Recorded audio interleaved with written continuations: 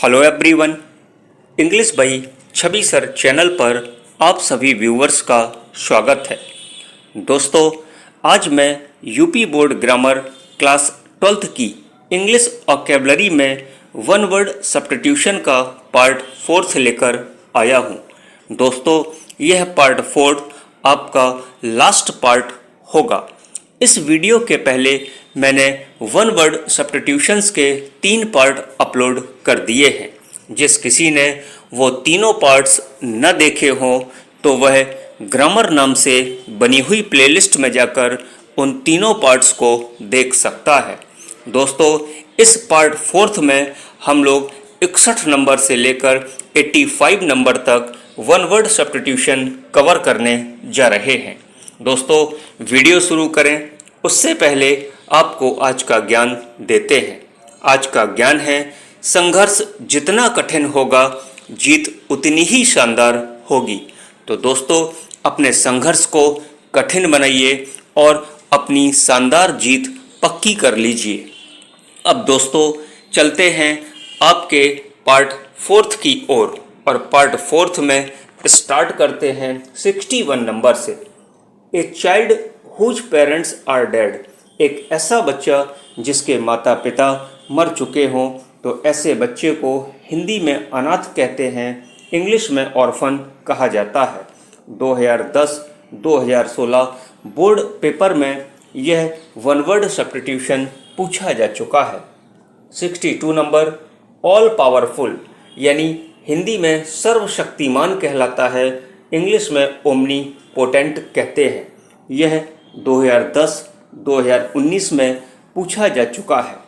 Number 63, A garden of fruits, फलों का जो बगीचा होता है उसे इंग्लिश में ऑर्चर्ड कहा जाता है। 2014 बोर्ड एग्ज़ाम में यह वन वर्ड सब्स्टिट्यूशन आ चुका है। अब चलते हैं 64 नंबर की ओर। That can not be seen through, जिसे आर पार न देखा जा सके। तो जिसे आर पार न देखा जा सके हिंदी में उसे अपारदर्शी कहते हैं और इंग्लिश में ओपेक्यू कहलाता है। दोस्तों, 2010, 2014, 2019 3 बार बोर्ड पेपर में यह वन वर्ड सब्स्टिट्यूशन आ चुका है। Number 65, who is present everywhere, जो चारों तरफ विद्यमान हो उसे सर्वव्यापी कहते हैं और इंग्लिश में ओमनी प्रेजेंट कहा जाता है। 2008 बोर्ड पेपर में यह वन वर्ड सब्स्टिट्यूशन आया था।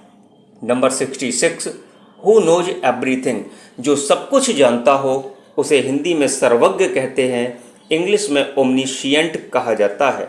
यह 2009 बोर्ड पेपर में आ चुका है। अब चलते हैं 67 नंबर की ओर। Medical examination of a dead body, एक डेड बॉडी का जब मेडिकल एग्जामिनेशन किया जाता है तो हिंदी में उसे शव परीक्षा कहते हैं और इंग्लिश में पोस्टमार्टम कहा जाता है। Number 68, A remedy for all kinds of disease, एक जो रेमेडी होती है, जो दवा होती है जो सभी बीमारियों का इलाज करती है, उसे हिंदी में कहते हैं रामबाण औषधि और इंग्लिश में पेनिशिया कहा जाता है। दोस्तों, यह वन वर्ड सब्स्टिट्यूशन 2008, 2011, 2016, 2018 और 2020 यानी 5 बार वन वर्ड सब्स्टिट्यूशन आपके बोर्ड पेपर में पूछा जा चुका है। तो दोस्तों, ये बहुत इम्पोर्टेंट वन वर्ड सब्स्टिट्यूशन है। Number 69, A lover of Mankind, जो मानव जाति से प्रेम करता हो यानी मनुष्य प्रेमी होता है और इंग्लिश में फिलएंथ्रोपिस्ट कहा जाता है। 2018 बोर्ड एग्ज़ाम में यह वन वर्ड सब्स्टिट्यूशन आ चुका है। दोस्तों, फिलएंथ्रोपिस्ट, यहाँ पर जो फिल है PHIL, यह एक रूट वर्ड है और इसका जो मतलब होता है वो लव होता है यानी प्रेम करना होता है। अब बात करते हैं नंबर 70 की। Born after the death of its father, एक ऐसा बच्चा जो अपने पिता की मौत के बाद पैदा हुआ हो तो ऐसे बच्चे को कहते हैं पिता की मृत्यु के बाद उत्पन्न हुआ बालक, यानी इंग्लिश में उसे पोस्थमस कहा जाता है। Number 71, the practice of having more than one husband at a same time, मतलब एक ही समय में एक से ज़्यादा जिसके पति हों उसे कहा जाता है बहुपति प्रथा, यानी इंग्लिश में पॉलीएंड्री कहा जाता है। Number 72, one who goes on foot, जो पैदल चलता हो यानी पैदल चलने वाला होता है, और इंग्लिश में उसे पेडिस्ट्रेन कहा जाता है। 2014, 2018 दो बार बोर्ड पेपर में यह वन वर्ड सब्स्टिट्यूशन आ चुका है। अब बात करते हैं 73 नंबर की।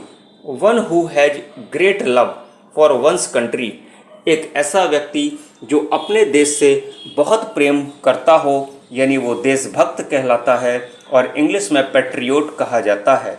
2008, 2009 दो बार यह वन वर्ड सब्स्टिट्यूशन आपके बोर्ड एग्जाम में पूछा गया था। Number 74, killing of one's own self, अपने आप की हत्या कर देना यानी आत्महत्या कहलाता है, इंग्लिश में सुसाइड कहा जाता है। 2011 बोर्ड एग्जाम में यह वन वर्ड सब्स्टिट्यूशन आ चुका है। Number 75, one who speaks on behalf of other, जो बात करता हो ऑन बिहाफ ऑफ अदर, दूसरे के बदले, यानी उसे प्रवक्ता कहा जाता है, इंग्लिश में स्पोक्समैन बोलते हैं।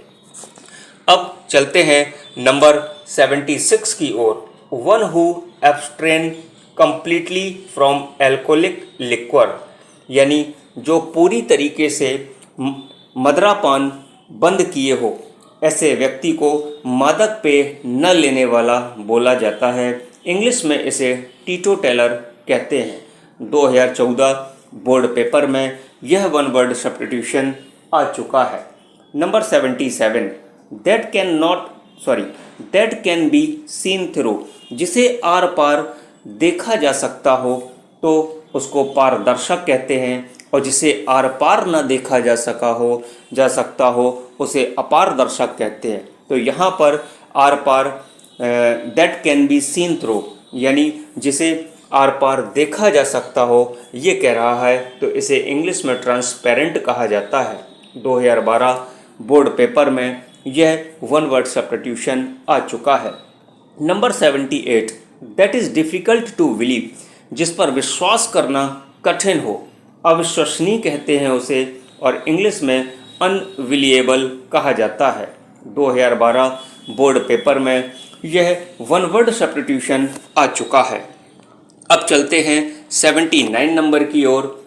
ए person who lends money at a very high rate of interest, यानी जो सूदखोर होता है वो हाई इंटरेस्ट पर लोगों को पैसा देता है, इंग्लिश में इसे यूजुअर कहते हैं।